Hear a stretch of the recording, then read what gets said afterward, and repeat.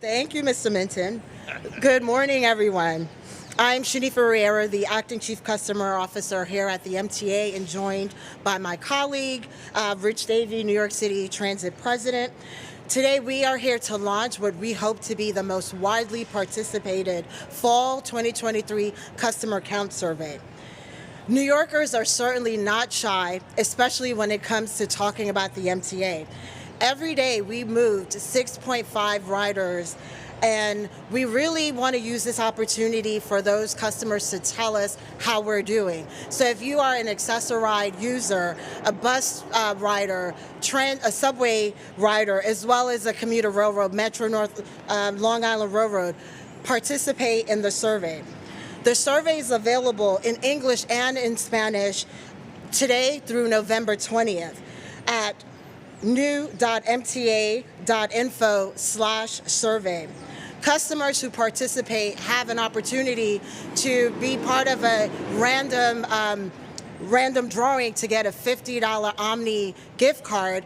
But let's be honest, it is not about the prize. This is our riders' opportunity to really influence MTA policy. We take the survey feedback serious. In the past, the survey has adjusted schedules, launched a new fare product, especially for the commuter railroads, and we've created a brand new service alert system. As Rich likes to say, and I'm going to say it before Rich today, customer satisfaction is the North Star. So we want to hear from you. So please participate, tell a friend, tell your family, tell everyone to fill out a survey. And with that, I will turn it over to Rich. Thank you. Thank you. I like that. Quoting me already. Amazing. I have Rich Davey, President of MTA Transit. I do have customers from time to time email and ask me, or see me here on the street or in the station. I fill out these surveys. What do you do with it? And Shanifa is exactly right. Not only do we read the multitude of comments that we receive on both positive and constructive feedback and where we can do better, but more importantly, we incorporate that into what we're doing. So whether it's, as Shanifa said, some of our fare products, our station renovation program was inspired by our customers. Feedback last year, and it's working. Just looking from the spring of 2022 to the spring of 2023, we were up in almost every category around the faster, cleaner, and safer mark, particularly for subways. So, we also see our teams challenging one another. So our teams in New York City Transit, who are in charge of particular stations or lines, compete with each other for the best customer service scores. So we're excited to see that incorporated not only to the work they're doing, but also into that kind of team rivalry as well. I mean, I was out yesterday, as many New Yorkers were. A few have walked by us with the marathon. I don't think we're quite ready to announce anything specific yet there, but I will tell you anecdotally, ridership was strong. It felt strong. And I think our customers are also gravitating to our Omni program as well. We are excited about the momentum, but we cannot do this without the feedback of our customers. And as Shanifa said, over the next 2 weeks, we hope to hear from 100,000 or more New Yorkers about where we're doing well, what we could be doing better, and what we should focus on over the next 6 months. So your voice is heard. That's the message today. Please spend a few minutes, fill out that survey. But be assured, what you're telling us is being heard and acted on. With that, Tim, I think we'll take some questions. Yeah. Kimberly Richardson, ABC. Hi there.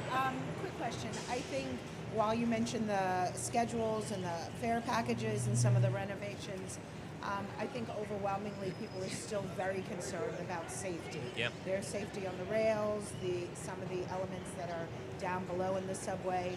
How do you, I know when I talk to people, that's going to be their first thing. Sure. I mean, so just looking at the data from 2022 to 2023, Kimberly, we went from 38% to 50% safety on trains, folks feeling more safe, and in stations it was 34 to almost 50%. So just in that alone, we heard that.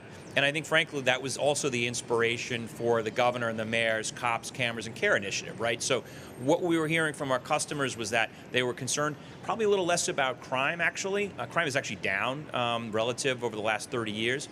but it's some of the mental health issues and homelessness. And again, thanks to the governor and the mayor, they're putting resources in to help some of the most vulnerable, of our of New Yorkers, of our neighbors and friends. So.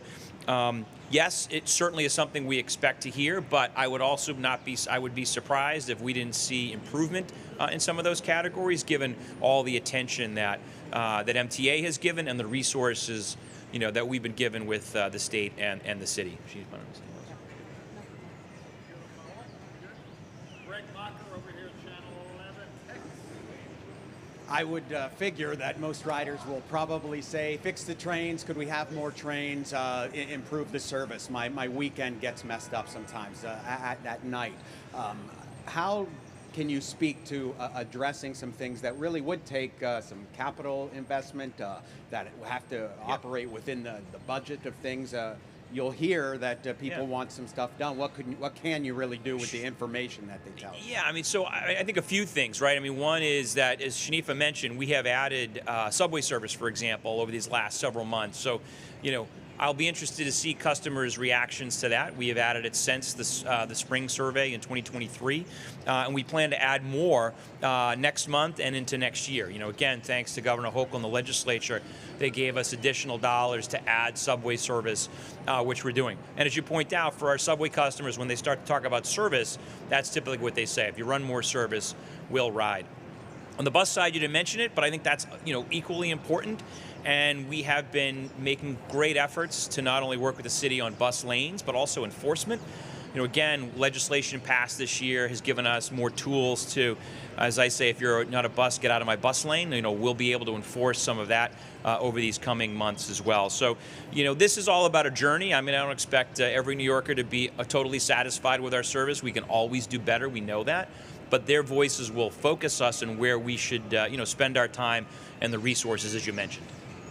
And I would just add to that, as I didn't sort of explicitly speak on it, but a lot of the great things that Rich spoke about, the system is big and a lot of work have to be done, but we have taken the guessing out of, for our riders, and showing up to a bus stop or a subway station to determine whether or not their ride would be impacted. And we have this text and email alerts, which we hope many of our customers are seeing on digital screens, as well as car cards throughout the system and on buses, so they can sign up, and in your inbox, you will get email and text alerts about what is happening at any given moment in the system, so you can plan your journey and your travel accordingly. Anything else? Anybody else? I would just maybe one final note, Tim. I had an email from a customer just a week and a half ago asking if we would move a bus stop, one bus stop of the thousands we have. We kicked it to our planning team and our bus team. We looked at it and we said, we agree with the customer. One customer made one suggestion and we're going to effectuate that. So it is not just about the 100,000 or so folks that we will look at the survey overall. If folks have a good idea, this is a new MTA. We will listen, and if it makes sense, we'll do it. Yeah. November 20th, yeah. Anybody else? Great. We're going to have a B-roll opportunity if you want with President David Thank you. Going old school today. I'm going old school.